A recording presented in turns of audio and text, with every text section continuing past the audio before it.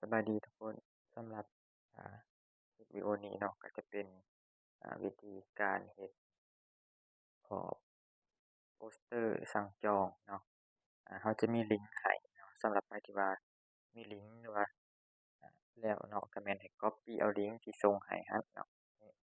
ก๊อบปี้เอาลิงก์ตัวนี้ที่เราส่งให้กับเราเนาะอ่าหลังจากที่มีลิงก์แล้วเราจะเฮ็ดอยู่ไสก็แม่นให้ทุกคนเข้ามาที่ Google Chrome ตัวนี้เนาะนี่เป็นหน้าตาแบบนี้กดเข้าไปปึ๊บเนาะ ทำอิฐเนาะเราเข้ามา Google Chrome มันจะเป็นแบบนี้อาสำหรับตัวนี้แม่นบ่ให้วางลิงก์ใส่เนาะเพราะว่ามันจะเป็นการค้นหาซื่อๆมันจะบ่เห็นเนาะอาตัวนี้แม่นให้มาวางใส่อยู่เทิงนี้เนาะจะเป็นการเข้าไปลิงก์เนาะเป็นการวาง URL ลิงก์เนาะเราก็วางลิงก์ไปเลยแล้วก็กดถัดไปมันจะเด้งไปเนาะอามันจะเด้งไปอ่ามันขึ้นมาหน้าแบบนี้บ่ต้องตกใจเนาะให้เราใส่มือเลื่อนเนาะใส่มือเลื่อนเนาะ เลื่อนขึ้นไปใส่2นิ้วเลื่อนก็ได้เนาะนี้หรือว่ามือนิ้วเดียวก็ได้เวลาที่เราเลื่อนมาเราจะเห็นแบบนี้เนาะอาตัวนี้มันจะเป็นโฆษณาเนาะที่มันเด้งขึ้นมาน้อยๆเรากดปิดเนาะกดแบบนี้ก็ได้เนาะอันดับแรกเนาะเราจะเห็นบอนว่าเรื่องรูปภาพอยู่นี่เนาะเราเลื่อนขึ้นมานี่เรื่องรูปภาพเราเลือกรูปภาพของเราเนาะที่จะใส่อ่ารูปภาพเราอยู่บนใดก็แม่นให้เลือกเอาอยู่บนนั้นได้เลยเนาะ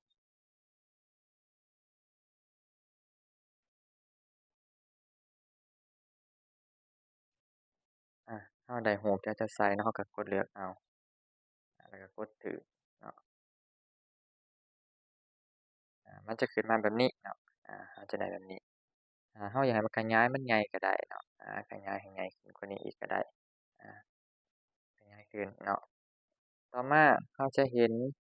คำว่าข้อความอยู่บนนี้เนาะข้อความให้เรากดใส่หรือว่าเราสามารถเพิ่มข้อความชื่อเราเบอร์โทรอ่าก็ใส่ก็ได้เนาะ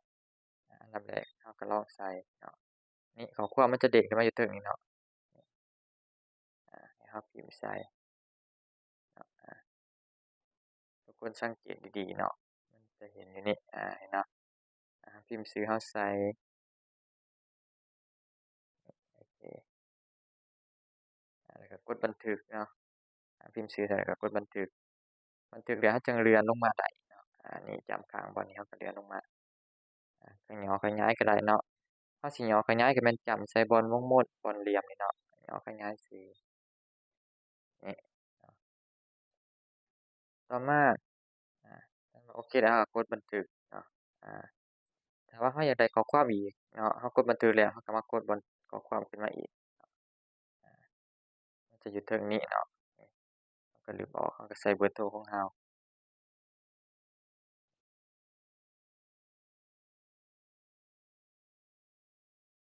เราก็ใส่เบอร์โทรของเราตึ๊กๆๆเนาะโอเคแล้วก็กดบันทึกเนาะอาสามารถย่อได้เนาะอยากได้น้อยใหญ่ส่ำใดเราก็สามารถย่อได้นี่คือตัวอย่างเราใส่เบอร์ของเราแบบนี้เนาะแล้วก็ร้านค้าเนาะร้านค้าเราก็ใส่ร้านที่เราอยู่บันทึกหลังจากนั้นเราก็กดดาวน์โหลดเนาะถ้าว่าสำเร็จแล้วถ้าว่าเราบ่อยากมาแต่งในนี้ยุ่งยากเราก็ บ่ใส่ข้อความก็ได้เนาะแล้วก็หลังจากนั้นเราก็มา